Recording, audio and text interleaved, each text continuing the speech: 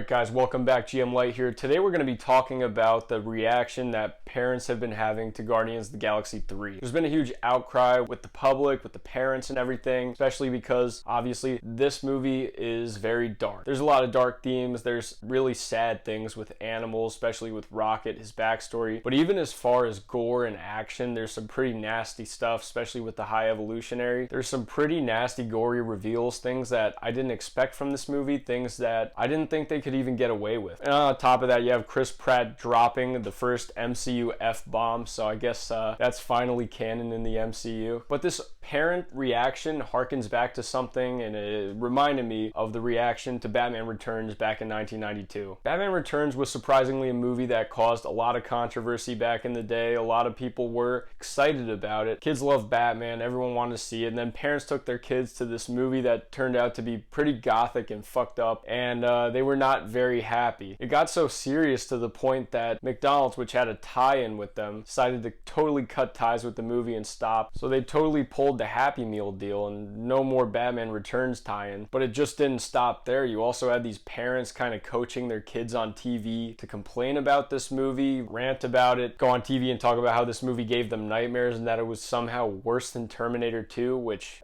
I can't really explain, but okay. But that idea of a dark comic book sequel that's PG-13 where the parents think that it should be rated R, the parents don't think that it should be marketed towards children, it's definitely something that is relevant to both of them. And this feels like the first modern day comic book movie that is kind of getting that treatment. You had things like Logan, Deadpool, but those were always rated R. I remember there's a little bit of a situation with a parent because Deadpool was rated R and they couldn't take their kid to see it, but they wanted to see it. But nothing really ever came out of it because at the end of the day, Deadpool wore its heart on its sleeve. It was rated R to begin with, and that never changed. But then you get Guardians of the Galaxy 3, which is marketed as PG-13, the same as every other movie in the MCU, nothing different, except it's a way harder PG-13 than anything else I've ever seen in the MCU, and I don't even think it's really close. Especially too when you consider that Ant-Man and the Wasp: Quantumania was the last movie we got in this franchise. They're the same rating. That's pretty insane. I'd say Ant-Man and the Wasp: Quantumania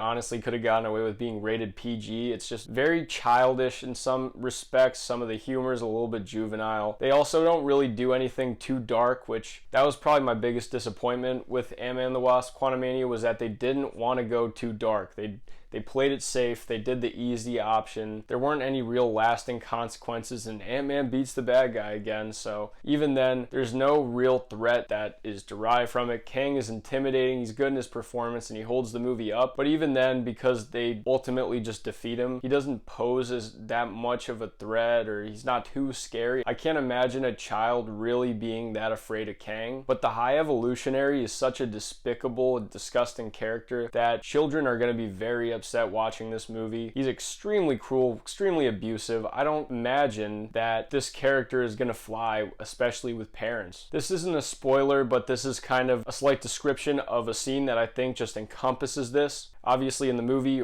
it shows Rocket being experimented on, and even to the point, you see Rocket when he enters the cage after being lobotomized, and you just see the top of his skull, and his first human words are hurt. Really, really sad, really disturbing stuff. And it definitely pushes the envelope, but at the same time, it's not the movie's fault, and it is PG-13. It slips right under. It's a hard PG-13, but it definitely is that. I don't think it warrants an R rating, but it is a more emotionally mature movie. I'd say teenagers should be able to handle it just fine. I think that the PG-13 ratings kind of lost its gravity a little bit. It is parents strongly cautioned. There's a reason that they had to make that PG-13 rating to begin with, because when you have Jaws rated PG, it feels like it belongs in its own category, but that's not what they were doing for a while. That's just not how they ran things until Red Dawn. But still, going back to the comparison, it just feels like something that was so relevant, dredged up. It's like seeing that modern day version of Batman Returns and the reaction to that. You'd be surprised how much Batman Returns really did get dogged on back in the day, to the point where they did a complete tonal shift from Batman Returns to Batman Forever, and that's when you got into the goofy Schumacher era, and then eventually that led to Batman and Robin, and we all know how that went. That was a franchise franchise-defining movie, and it completely changed the trajectory of the franchise to the point where it went and overcorrected and extremely goofy. And then when that eventually failed, they overcorrected again, but that's how we got the Nolan Batman movies.